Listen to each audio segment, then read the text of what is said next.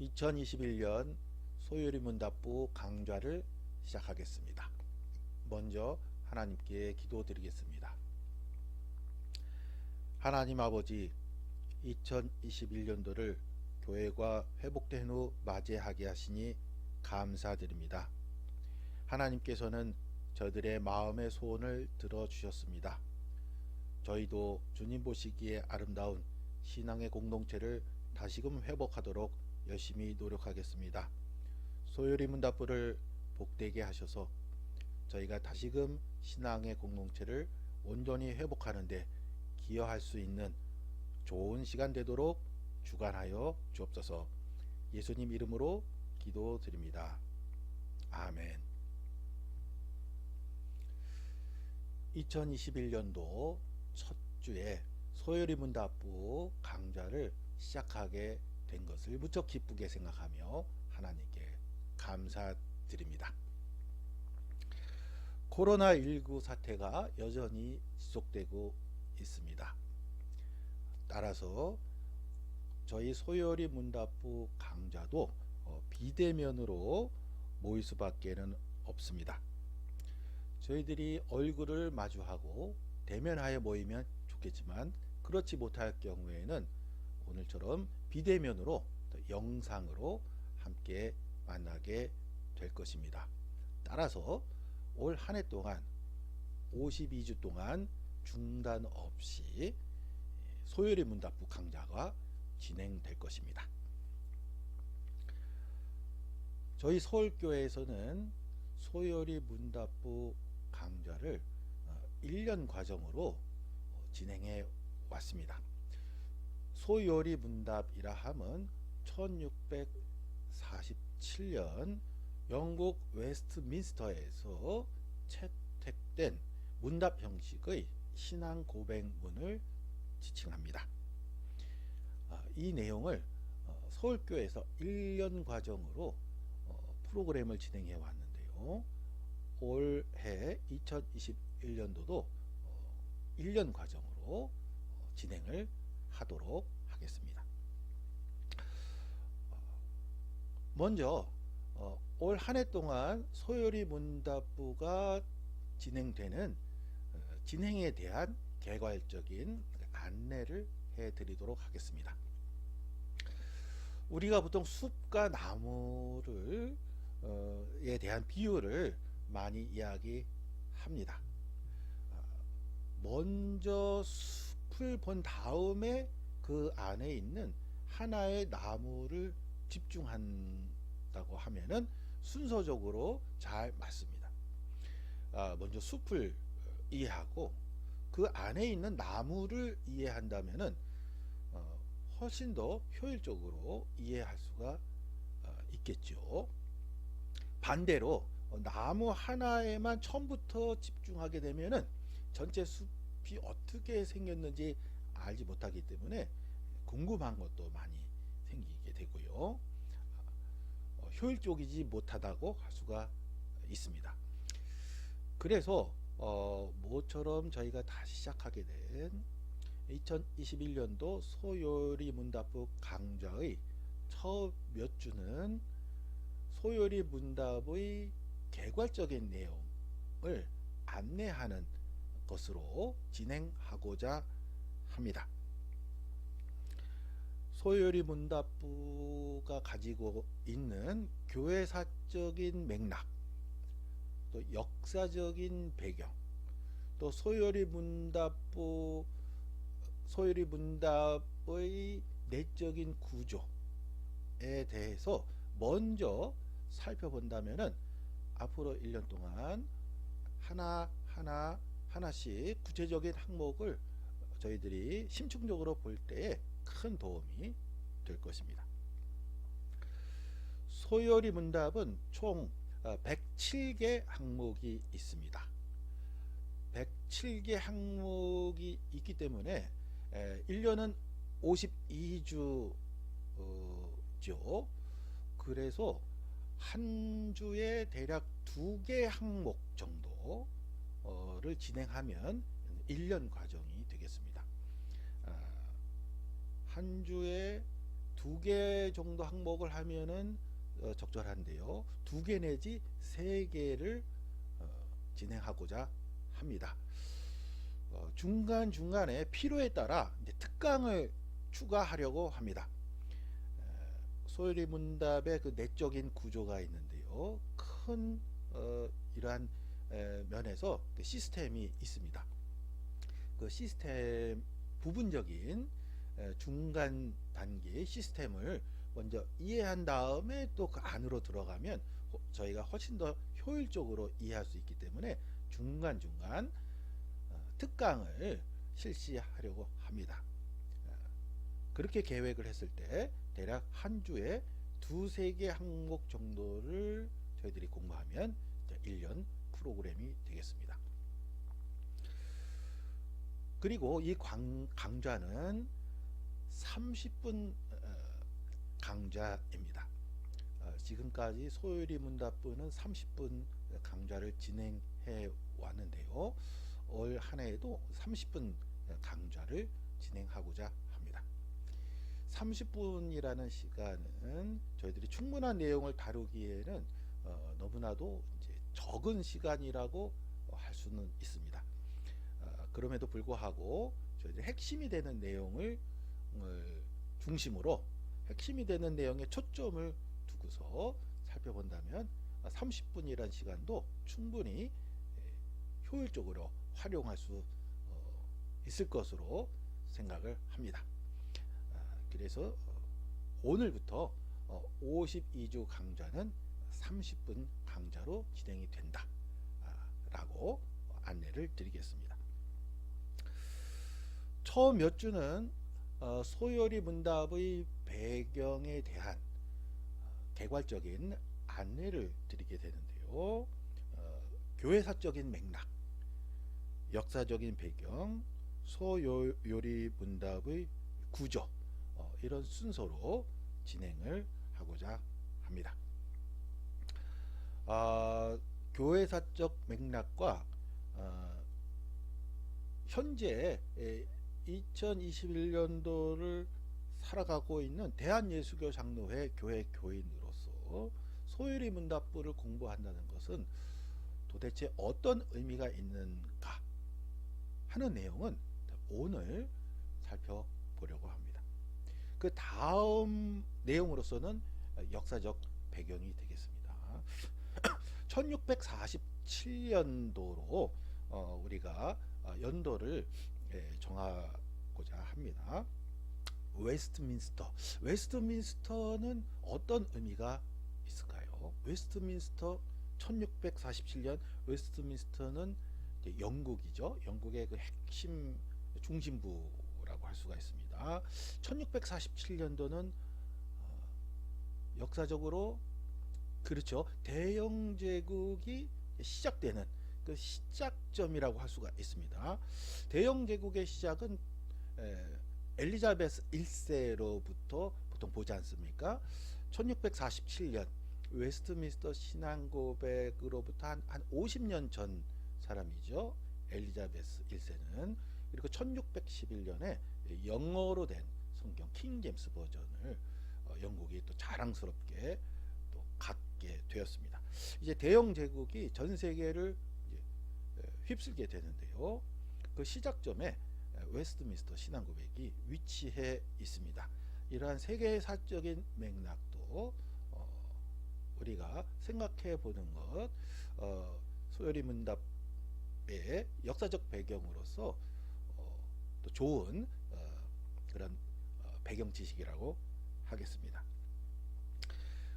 그리고 이 웨스트민스터 신앙고백의 그 안에 있는 신앙적인 그 내용의 핵심은 칼빈으로부터 온 것이거든요. 칼빈의 이제 제자가 두 명이 있었는데 베자와 이제 낙스가 되겠습니다. 요한 낙스 혹은 존 낙스라고 하는데요. 베자는 이제 유럽 대륙에 머물러 있었고 요한 낙스는 이제 영국으로 건너오게 됩니다. 그 요한 낙스의 그 후계자들이 칼빈 사상을 중심으로 해서 웨스트민스터, 현재 우리나라로 본다면 이제 국회의사당에 해당하는 곳인데요. 칼빈 사상이 한때 영국을 이제 장악한 적이 있습니다. 거기서 채택된 것이 이제 웨스트민스터 신앙 고백이라고 할 수가 있겠습니다. 따라서 이제 칼빈의 신학 사상이다라고 해도 과언이 아닌 것이죠. 이러한 내용은 요 다음 주에 요 다음 내용으로서 살펴보도록 하겠습니다. 아무튼 첫 몇 주 동안은 저희들이 시간이 허락되는 범위 내에서 한 번 강좌당 30분 정도 시간인데요. 시간이 허락되는 범위 내에서 필요한 내용들을 살펴봄으로 해서 소요리 문답이 어떠한 역사적 배경을 가지고 있고 어떠한 가치를 가지고 있는지 보다 분명하게 규명함으로 해서 앞으로 1년 동안 구체적인 내용을 재미있게 공부하는 그런 토대를 잘 쌓을 수 있는 그런 시간이 될 수 있기를 바라겠습니다.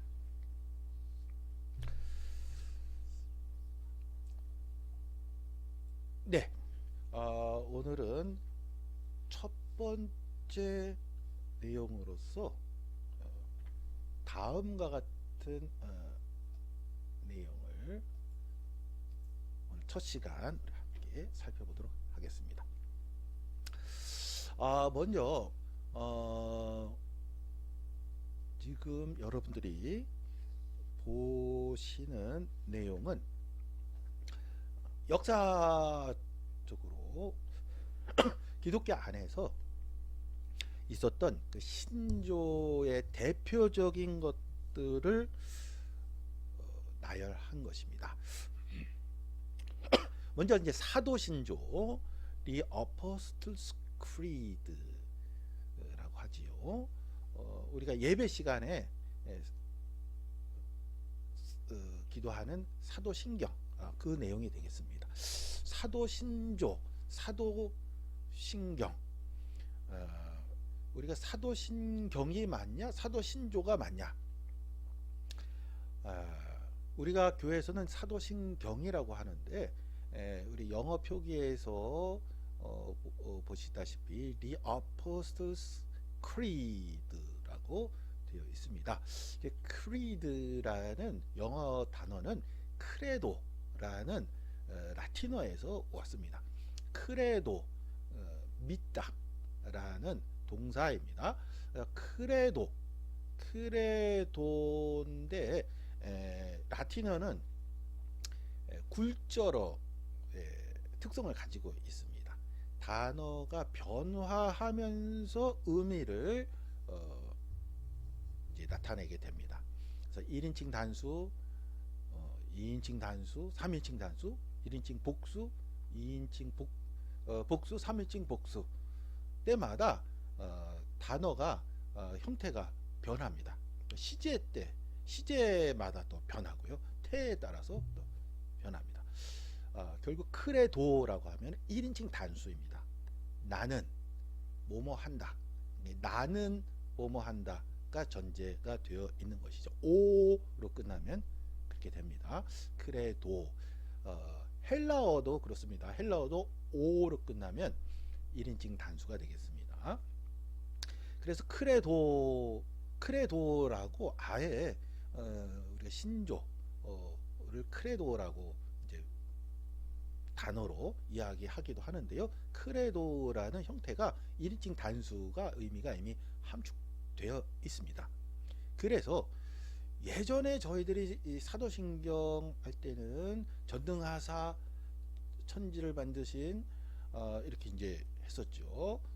그런데 새로 개정된 사도신경에 따르면 나는 믿습니다. 나는 믿습니다. 하고 나는 이 주어가 이제 들어갔죠. 이렇게 개정된 이유는 크레도 1인칭 단수 어미가 함축되어 있기 때문에 그렇습니다. 아무튼 The Apostles' Creed 는 사도들의 믿는 바라고 직역을 할 수가 있겠습니다. 따라서 신조가 맞냐 신경이 맞냐 하는 그 단어 차이는 의미상 사실상 큰 차이는 없다라고 하겠습니다. 100년 전에, 그 100년도 더 전이죠. 그때는 이제 종교적 권위를 나타내는 것을 이제 경자를 붙였습니다. 사서삼경, 성경, 이렇게 경자를 붙였죠. 그래서 사도신경 이렇게 붙였는데요. 이건 이제 100년도 더 전에 일이었습니다. 지금은 이제 저희들이 학계나 일반적으로는 이제 신조라는 말을 단어를 폭넓게 사용을 합니다. 그래서 사도신경이 맞냐, 사도신조가 맞냐, 내용적으로는 큰 차이가 없다라고 할 수가 있겠습니다. 그리고 영어 표기를 제가 써놨는데요. The Apostles' Creed, Apostles에서 Apostles가 이제 복수라는 것이 중요합니다. 사도의 신조가 아니고 사도들의 신조인 거죠. 직역을 한다면은요, 엄밀하게 본다면요, 사도는 누굽니까? 예수님의 제자들이죠. 예수님의 제자들이 예수님의 부활 이후에 사도들이 되지 않습니까? 그들이 믿고 있는 바가 종합이 된 겁니다. 베드로, 야고보, 요한, 그 중에 어느 누구 한 명이 아니고 사도들 모두의 믿는 바가 종합이 된 거다가 중요합니다. 그래서 apostles 복수 형태라고 할 수가 있습니다. 니케아 신조 325년 최초의 공식적인 종교 회의였죠. 니케아 신조 너무나도 중요했었죠. 그 이외에 콘스탄티노플 회의가 있었는데 콘스탄티노플 신조 381년 되겠습니다. 아타나시우스 신조, 정통의 아버지죠. 모든 교부들 중에 특히 이제 정통의 아버지라는 그 영예로운 그런 별명을 가지고 있는 아타나시우스 신조, 또 칼케돈 신조, 그러니까 니케아 종교회의는 콘스탄티누스 대제가 소집을 했었죠. 기독교를 공인한 로마 최초의 황제가 되겠습니다. 칼케돈 회의는 콘스탄티누스 황제를 너무나도 좋아했던 테오도시우스 황제가 소집을 한 그러한 종교 회의가 되겠습니다. 그 이외에 681년에 제6차 에큐메니칼 공의회 신조, 성상 반대 결의, 성상 찬성 결의도 있고요. 로마 카톨릭 교회 교리 1215년, 우남 쌍땀 1302년, 또 오른쪽에 보시면 마틴 루터의 소요리 문답 1529년. 그러니까 소요리 문답, 그러니까 문답 형식의 이러한 형식은 웨스트민스터가 최초가 아니고요. 그 전에 이미 존재해 있었습니다. 심지어는 엄청난 대작이죠. 토마스 아퀴나스의 신학대전, 엄청나게 방대한 분량인데요. 지금 우리말로 이제 번역되고 있는 중입니다. 토마스 아퀴나스의 신학대전도 문답 형식으로 되어 있습니다. 그 안에 내용을 보면은 그렇습니다.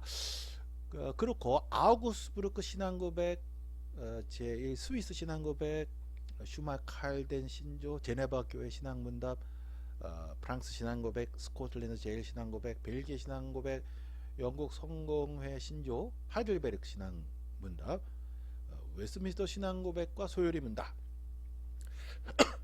이렇게 있습니다. 여기에 제가 가지고 온 기록한 신조들은 역사적으로 있었던 신조들 전체를 가지고 온 것이 아니라 중요한 거 몇 가지를 가지고 온 것입니다. 중요한 거 몇 가지를 가지고 왔다 라고 하면 이거 말고 신앙 고백문 신조가 더 있느냐? 더 있습니다.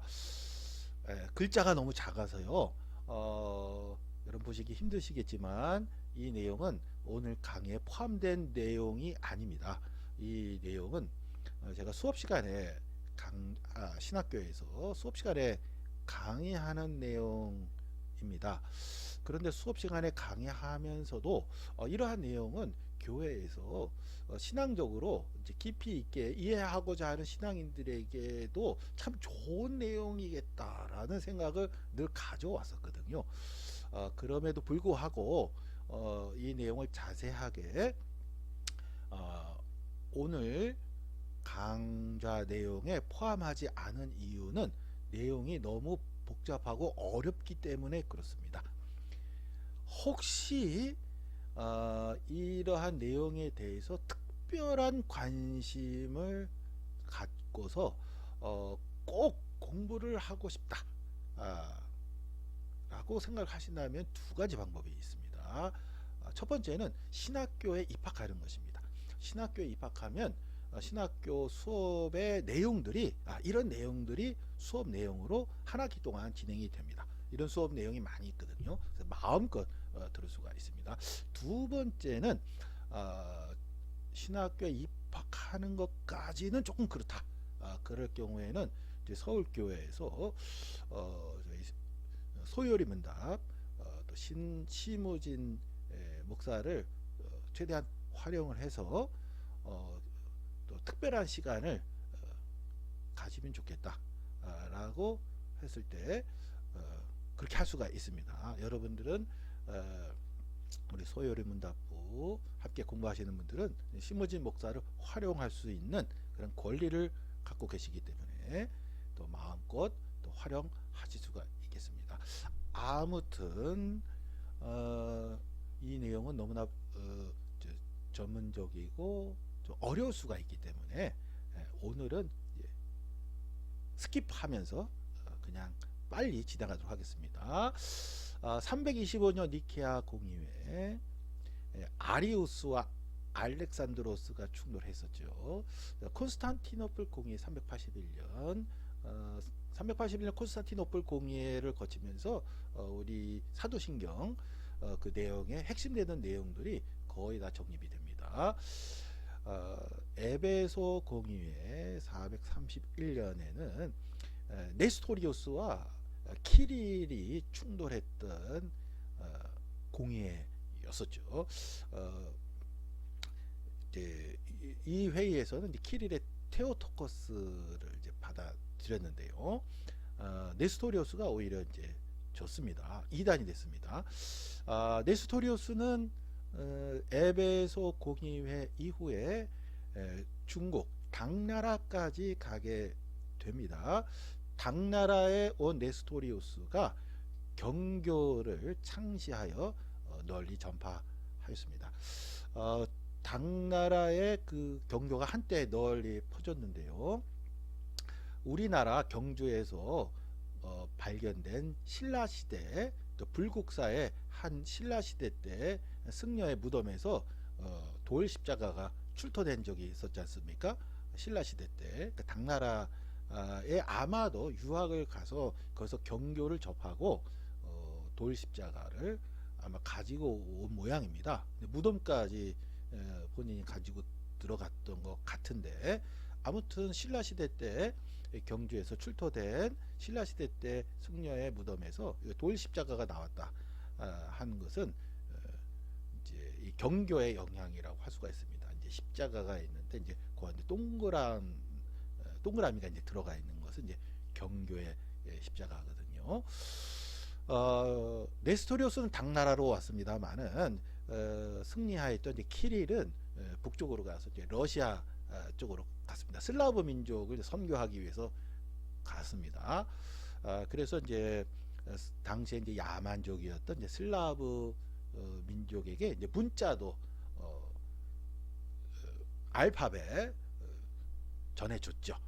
그래서 우리가 이제 러시아 가보면 R자를 이제 거꾸로 쓴다든지 이렇게 거꾸로 쓴다든지 약간 좀 표기가 좀 특이하지 않습니까? 그러니까 헬라어하고 많이 가깝거든요. 러시아 그 알파벳을 키릴 문자라고 합니다. 이 키릴의 그 키릴이 바로 이 키릴입니다. 에베소 공의에서 승리를 하였던 테오토코스 주장했던 그 키릴이 맞습니다. 451년의 칼케돈 공의회는 조금 전에 언급한 대로 테오도시우스 황제가 소집한 회의였습니다. 테오도시우스 황제는 이제 콘스탄티누스 황제를 너무나도 존경했었거든요. 실제로 본 적은 없습니다만은 콘스탄티누스가 이제 그야말로 영웅이었습니다. 콘스탄티누스가 기독교를 공인을 했죠. 우리가 잘 알고 있는 대로 테오도시우스는 한 발 더 나갑니다. 그래서 콘스탄티누스는 엄밀하게 이야기하면 모든 종교의 자유를 허용한 겁니다. 이제 기독교도 이제 허용한 거죠. 그러면서 이제 국교로 삼기까지 했습니다. 콘스탄티누스가 그런 정도였는데 테오도시우스는 한 발 더 나가서 로마의 종교는 기독교다. 로마인으로서 기독교를 믿지 않으면 사형. 이러면 한 발 더 나간 인물이에요. 테오도시우스도 공부해볼 만한 아주 중요하고 또 재미있는 인물이기도 합니다. 콘스탄티누스가 니케아 회의를 소집을 해서 최초의 공의회가 됐는데 니케아 회의와 같은 것을 테오도시우스 황제도 하기를 원했었거든요. 그래서 칼케돈에서 모였습니다. 칼케돈은 현재 이스탄불, 콘스탄티노플 당시에는 그 중에 한 지역이 되겠습니다. 여기서 굉장히 중요한 결의가 있었죠. 예수는 하나님의 아들로서 참 하나님이자 참 인간이다. 그런데 하나님과 인간의 관계가 혼동되거나 나눔이 없는 조화이다. 단성론을 이제 거부했던 것이죠. 그 이외에 553년에 콘스탄티노플에서 한 번 더 모였고요. 680년에 콘스탄티노플에서 세 번째 모였습니다. 그리고 787년에 니케아에서 두 번째로 모였습니다. 이렇게 모였던 회의를 소위 에큐메니칼 7대 공의회라고 합니다. 7번 모였죠. 325부터 787까지 7번 모여서 7대 공의회라고 하는데 에큐메니칼이라는 말은 왜 붙였냐면 7번째 모였 다음에 1054년에 동방교회와 서방교회가 분리가 됩니다. 동방과 서방이 완전히 분리가 됩니다. 그래서 이제 따로 모이게 되거든요. 각자. 그리고 서방의 1054년 이후 서방에서 한 500년 정도 후에 개신교가 탄생하죠. 1517년. 그래서 지금은 이제 동방교회, 서방의 가톨릭과 개신교 크게 보면 세 그룹이라고 할 수가 있는데요. 이렇게 셋으로 갈리기 전에 동방서방 갈리기 전에 모였던 것은 7번 공교롭게도 7번 모인 것이었습니다. 그래서 이 7번 모였던 공의회를 7대 공의회인데 갈라지기 전이었기 때문에 에큐메니칼이라는 단어를 붙인 것입니다. 그래서 에큐메니칼 7대 공의회다라고 지칭을 합니다. 다시 돌아와 보겠습니다. 다시 돌아와 보면 최초에 가장 먼저 있었던 사도들이 믿는 바 사도 신조서부터 보시면 웨스트민스터 1647년까지 주요한 내용들을 주요한 신조들을 기록한 것인데요. 여기에 보시기에도 방금 앞에서 본 에큐메니카 7대 공의의 내용들이 거의 다 빠져 있지 않습니까? 다시 말하면 여기에 나와 있는 내용들은 중요한 거 몇 가지만 가지고 온 것이다 라고 할 수가 있습니다. 그렇고요. 왼쪽 부분에 보시면 사도신조부터 쭉 진행이 되는데 787년 7차 에큐메니카 공회 내용이 되겠는데요. 성상 찬성을 결의합니다. 그리고 로마 카톨릭 교회 교리 1215년, 또 우남 쌍땅, 이러한 것들은 가톨릭 교회 교리가 되겠습니다. 오른쪽 마틴 루터의 소요리 문답 1529년부터 오른쪽에 있는 것들은 다 개신교 신조들이 되겠습니다. 역사적으로 이러한 맥락을 가지고 있다라고 하겠습니다. 그렇다면은 웨스트민스터 신앙 고백과 소요리 문답 1647년은 어떤 맥락이 있는가? 총 정리를 해보도록 하겠습니다. 웨스트민스터 신앙 고백과 소요리 문답은 우리가 이렇게 보시기에도 제일 마지막에 위치해 있습니다. 이후에도 부분적인 면에서 신앙 고백과 교리가 선포된 적은 있습니다만은 교회의 큰 역사적인 맥락으로 봤을 때 웨스트민스터 신앙 고백과 소요리 문답으로 귀결되고 있다 라고까지 표현을 할 수가 있습니다. 그리고 웨스트민스터는 영국이거든요. 영국이라는 그 위치가 또 함축하고 있는, 내포하고 있는 의미가 또 중요한 의미가 있습니다. 제가 이제 독일에서 유학을 했습니다. 독일 사람들은 깊게 파고드는 거, 그걸 잘합니다.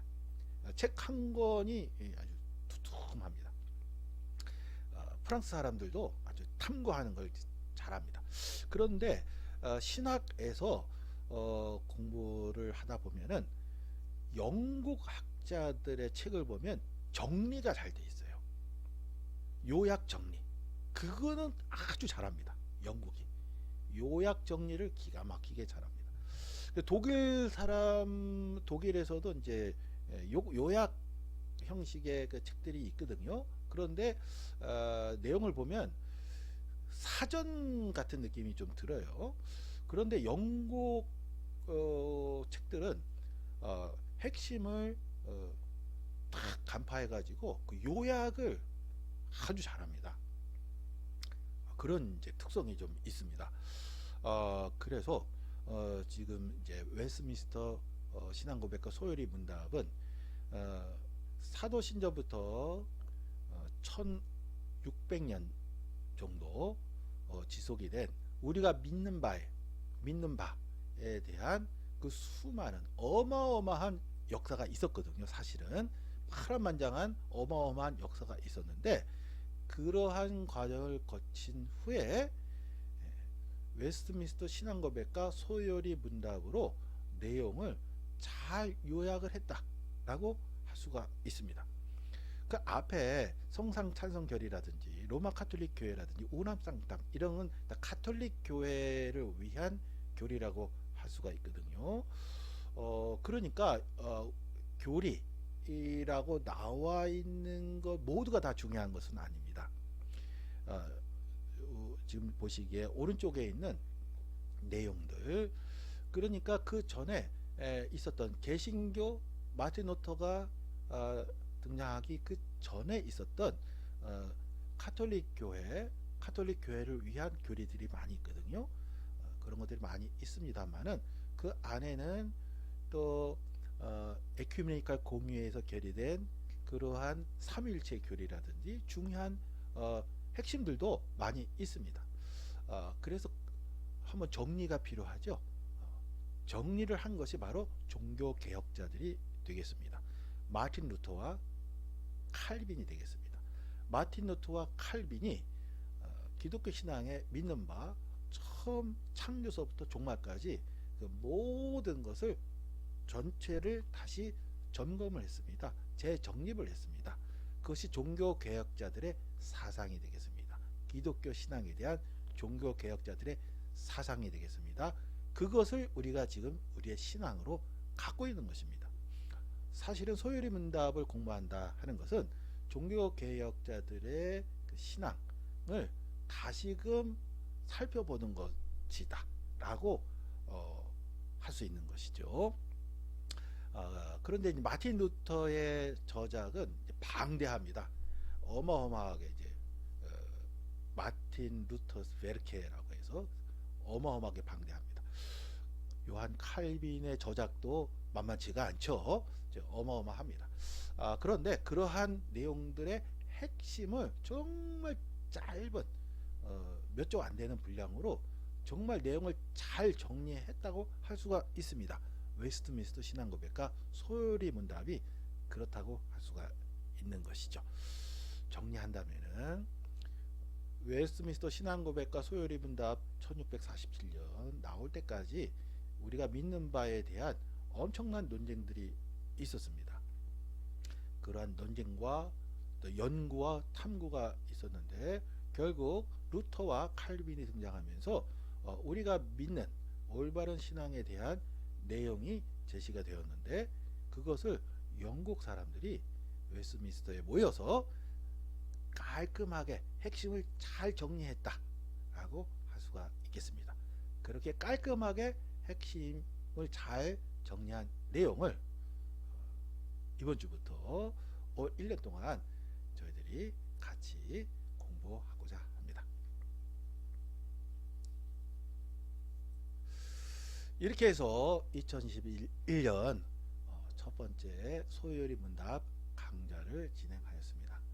바라기는 앞으로 올 1년 동안 소요리 문답부 강좌 내용을 통해서 저희 모두에게 유익한 내용을 함께 잘 살펴볼 수 있도록 하나님께서 올 1년 동안 주관해 주시기를 소망합니다. 이것으로서 오늘 첫 주 강좌를 마치도록 하겠습니다. 수고하셨습니다.